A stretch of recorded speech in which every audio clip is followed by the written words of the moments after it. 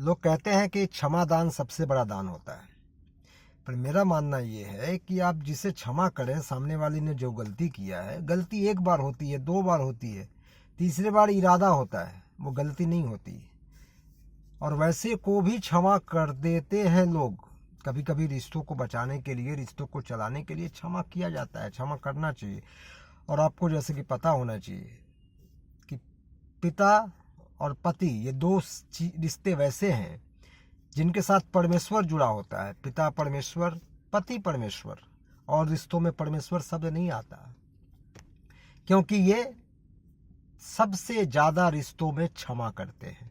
अपने बेटों बेटी को कितनी गलतियों को क्षमा करते हैं, अपनी पत्नियों को कितनी गलतियों की क्षमा पति करते हैं।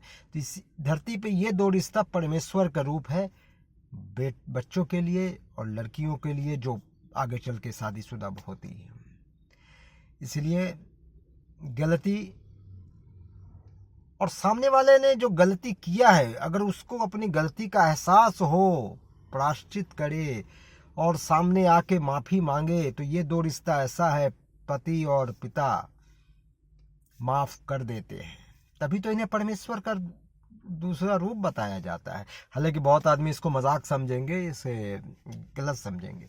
और सबसे बड़ी बात है कि अगर मैं कोई गलती किया हूं तो मुझे बाहर वाले से सर्टिफिकेट लेने की जरूरत नहीं है कि मैं अच्छा हूं, मैं बहुत बढ़िया हूं। देखिए, बाहर वाले बहुत चापलूस हैं, बहुत आपके अच्छा बोलेंगे, नहीं भैया आप बहुत बढ़िया, नहीं मैडम आप बहुत अच्छा। आप अगर पिता हैं तो आपके बच्चे अगर आपके साथ हैं, आपको प्यार कर रहे हैं, आपको इज्जत दे रहे हैं, तो आप समझ जाइए कि आप धरती पे अच्छा सही कोई कर्म कर रहे हैं। ये बच्चे तो आप ही के अंश हैं, और आपके अंश अगर आपको इज्जत दे रहे हैं, मतलब आप धरती पे सही काम कर रहे हैं, आपका कर्म सही है।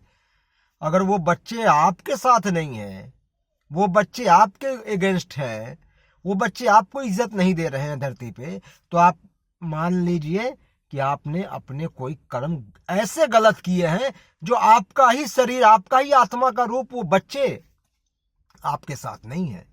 और ये मानना पड़ेगा, ये अपने तन से जो ये अंश जो बच्चे होते हैं ना, ये सबसे बड़े कर्म के फल होते हैं। आज मेरे कर्म का फल मेरे बच्चे ही हैं।